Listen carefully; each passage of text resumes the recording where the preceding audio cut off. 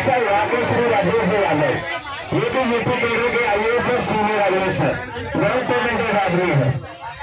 पहले की वार्ता कह रहा हूँ, इससे पहले हुई थी शिक्षा मंत्री से पहले, उसकी विस्तार से चर्चा करते हैं, फिर उसके बाद फैसला क्या हुआ उसके बाद में चर्चा करेंगे। राजेश यादव ने बिल्कुल हम जब पहुंचे उनके केबिन के बाहर तो कोई 20-25 लोग बैठे हुए थे मीटिंग में, उन सबको अवॉइड करते हुए पहले हमें बुलाया गया और कम से भी कम 20-25 मिनट तक हमारी बात सुनी, उन्होंने अपनी भी बताई। सारी बातें कोशिश करूंगा कि सारी शेयर कर सकूं। जाते मैंने कहा सर वो टीचर है हम और संस्कार को बैठे हैं, तो उनका पहला वर्ड था बिल्कुल मुझे पता है तुम्हारा आंदोलन फेसबुक, व्हाट्सएप, इंस्टाग्राम सब न्यूज चैनल में चल रहा है, तो जोरदार ताली इस बात को लोग फिर मैंने कहा सर ट्रांसफर के लिए आए, तो यार मेरे पास तो तुम आए नहीं, आज आए पहली बार।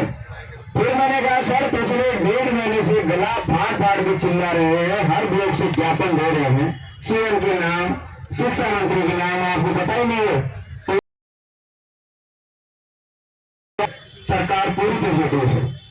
फिर जो अपने पहले मांग थे कि सर तत्काल ट्रांसफर किए जाए बिना कोई खाली पदों की सूची लेके गया था। 6,000 हमारे लोअर के खाली है पूरे राज्य में और 10,000 के लगभग वन में 16,000 पदों पे आप ट्रांसफर कर सकते हो। इसके अलावा 12,000 पदों। फिर उनका कहना था कि सारी बातें पता है हमें।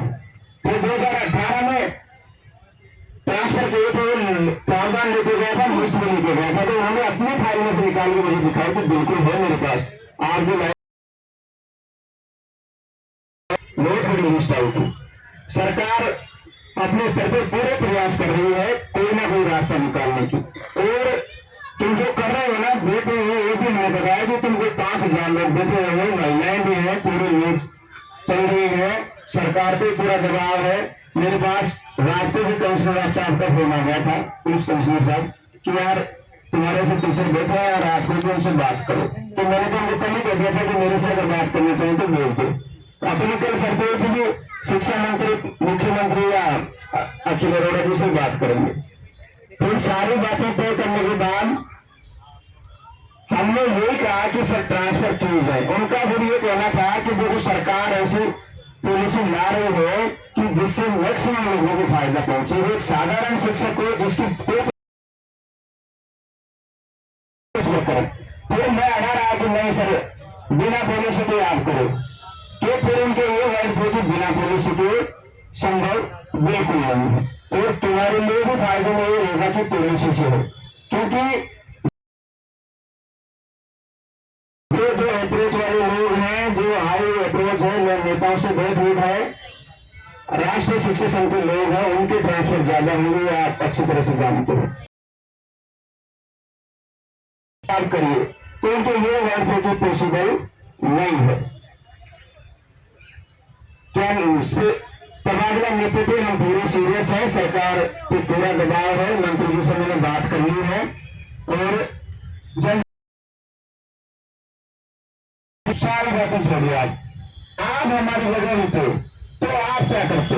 तो उन्होंने कहा बिल्कुल मैं आपकी तरह नहीं, मैं यूपी का रहने वाला हूँ, राजस्थान के रहने वाला है, मैं भी मेरे घर परिवार से दूर हूँ।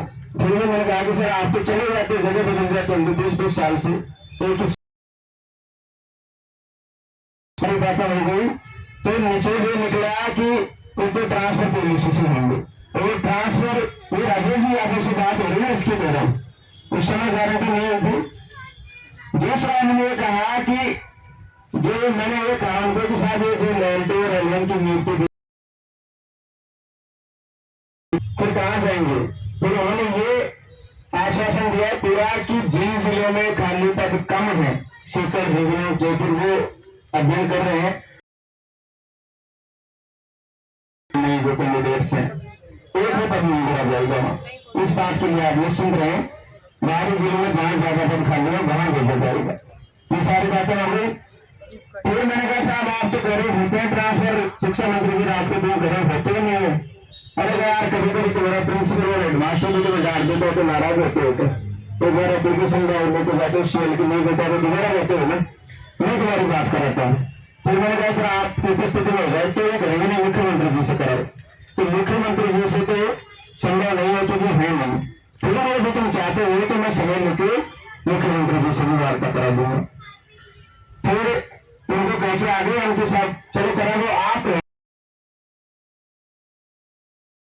फिर जैसे हम यहाँ पहुंचे फिर फोन आ गया कि शिक्षा मंत्री तैयार है, 3:30 बजे आ गए। आए थे, मैं आपके बीच बात करा तो पुलिस वाले ले गए थे। उसके बाद हम पहुंचे शिक्षा मंत्री जी के कार्यालय निवास पे।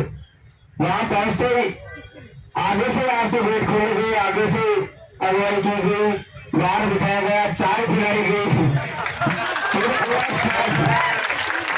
पूरा स्टाफ ऐसे आ मदद कर रहा, पानी आ रहा, उसके बाद चाय आ रही, हाँ जी नमस्कार नमस्कार। फिर 3:30 बजे टाइम हुआ तो मंत्री जी के कैबिन में गए। मंत्री जी ने खड़े होकर स्वागत किया, आइए आइए भाई साहब आप। कल तो ये कह रहा था इधर तुम्हारा ट्रांसफर नहीं होता, आज बिल्कुल तो मिले पड़े थे। आगे से नमस्कार किया, अपने चैम्बर में बैठने के बाद भी पानी मंगाया हमारे लिए। फिर तो बोले भाई साहब कहते हो, बोलिए भाई साहब। मैंने कहा सर रात को आए थे ना वही हम तो मालूम तो सामने शिक्षा मंत्री जो बैठे थे इधर आशीष जी यादव बैठे, फिर उनके सामने हम बैठे थे, बाकी उनका स्टाफ था। फिर उन्होंने अपनी बात कही कि सरकार प्रयास कर रही है, हम हर संभव कदम उठा रहे हैं जिससे आपको फायदा पहुंचे, बहुत सारी बातें। फिर मैं तो इसी बात कह रहा कि सर बिना कोई बोले से, बिना कोई देर किए पंचायत चुनाव से पहले जो खाली पद है 16,000 उनके ट्रांसफर आप तुरंत प्रभाव से करो, और जो 12,000 नीचे नहीं वो करो। तो फिर राजेश जी ने कहा कि ये पॉसिबल नहीं है क्योंकि आचार संहिता लग रही है अगले महीने, उसके बाद सेंसस में तुम्हारी ड्यूटी आ जाएंगी, सारी बातें होगी। फिर शिक्षा मंत्री जी ने कोई आधे घंटे 20 मिनट तक बातें चलती रही, वो कहते रहे, हम कहते रहे, वो कहते रहे, हम कहते रहे, सारे उनके तर्कों का जवाब देते रहे। सारी बातें यहाँ पॉसिबल नहीं है। सारी बातें होने के बाद राजेश यादव को कहा कि सर आप बात बता दीजिए क्या स्टैंड है गवर्नमेंट का। तो उनका कहना है कि 31 जनवरी से पहले अपने स्थानांतरण नीति तैयार हो जाएगी और सुनते हुए बाद में निर्णय करेंगे और 1 जनवरी से पहले लागू हो जाएगी। उसके बाद शिक्षा मंत्री जी ने कहा था और अगले सेशन से पहले तुम सब लोग अपने अपने घरों पे होंगे, वो मैं आपसे वादा करता हूँ। सुन लो ठीक है, नहीं होगा कहीं दिया सुन लीजिए, एक बार सुनते लो। मैं ये कह रहा हूँ कि मैं आता था आगे जा रही, मैं कह के थोड़ा आगे मैं समझौता कर लिया हमने, उन्होंने जो कहा फाइनल ये जो बातें मिली। हाँ, एक उन्होंने ये कहा है कि बिना बीपीसी हुए तुम्हारे स्थानांतरण किसी भी हाल में संभव नहीं। तो मैंने कहा साहब बीपीसी के लिए क्या कर रहे हो? तो राजेश यादव जो हमारे विभाग के मुखिया है उनका ये कहना है कि जो नेक्स्ट हियरिंग है 9 सितंबर की, उसमें किसी भी हाल में हम बीपीसी को सुप्रीम कोर्ट से निकला के लाएंगे, पूरा प्रयास करेगी सरकार। और बीपीसी करने के बाद जो पद खाली होंगे उन पे ट्रांसफर करेंगे पॉलिसी के अकॉर्डिंग। नए सेशन से पहले सब लोग पॉलिसी के अकॉर्डिंग अपने घरों पे होंगे। फिर मैंने कहा कि साहब बिना पॉलिसी करो, उनका फिर ये कहना रहा कि बिना पॉलिसी के तुम्हारे लिए फायदा नहीं होगा। फिर इसमें जिसके अप्रोच होगी वो करवा लेगा, तुम साधारण शिक्षक रह जाओगे। तो मुख्य निर्णय ये हुए हैं कि 1 जनवरी से स्थानांतरण नीति लागू हो जाएगी। नेक्स्ट सेशन से पहले सब लोगों की ट्रांसफर हो जाएगी। मेरी बात सुने आप पहले, उसके बाद आपको जो कहना है ना एक बोलेगा। हेलो,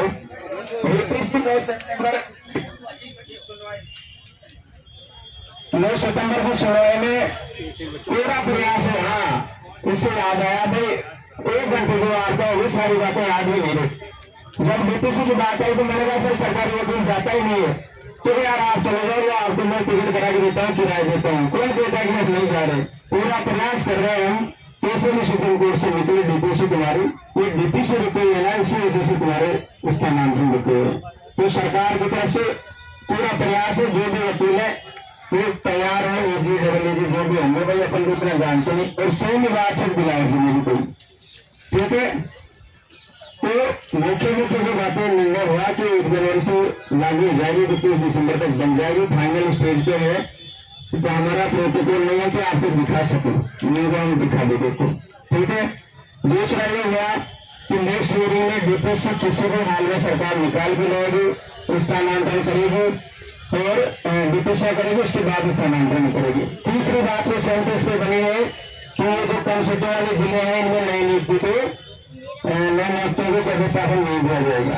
फिर मैं कह रहा कि साहब आप तो 2.5 साल से कह रहे हैं कि तबादला नीति तैयार है, तैयार है, तैयार है, तो यार मैं कोई बात हो रहा हूँ, मैं यही बैठा हूँ, हर 10 दिन से 15 दिन से 20 दिन से आप मुझसे आके मिलते रहे, आपका शिष्टमंडल बात करता रहे, मंत्री जी यही बैठे, मैं यही बैठा हूँ, हमारे हमसे आप मिलते रहिए, प्रोग्रेस क्या है वो लेते रहिए, इसमें सहमत है भाई। और नई नियुक्तियों का आगे उसमें खाली कम सीटों वाले को नहीं देंगे, और पॉलिसी 1 जनवरी से लागू हो जाएगी। नेक्स्ट सेशन से पहले सब लोग अपने घरों पे होंगे, प्रोग्रेस अपन 10-10 दिन से 20-20 दिन से लेते रहेंगे शिष्टमंडल को अपना। अब क्या हुआ है कि मैंने कहा साहब वहां जाके निर्णय लेंगे, हमारे साथी क्या कहते हैं क्या नहीं कहते हैं। अब साथियों मेरी बात ध्यान से सुनिए, सभी अपन पढ़े लिखे लोग हैं, एजुकेटेड लोग हैं, ऐसा कभी भी संभव नहीं है कि अपन बैठे रहे, कल ही अपने को आदेश मिल जाएगी आज की डेट से स्थानांतरण खोले जाते हैं। वो भी संभव है, वो कब संभव है जब अपनी संख्या बनी रहे। अब कल के बजाय आज देखो कितने लोग बचे हैं,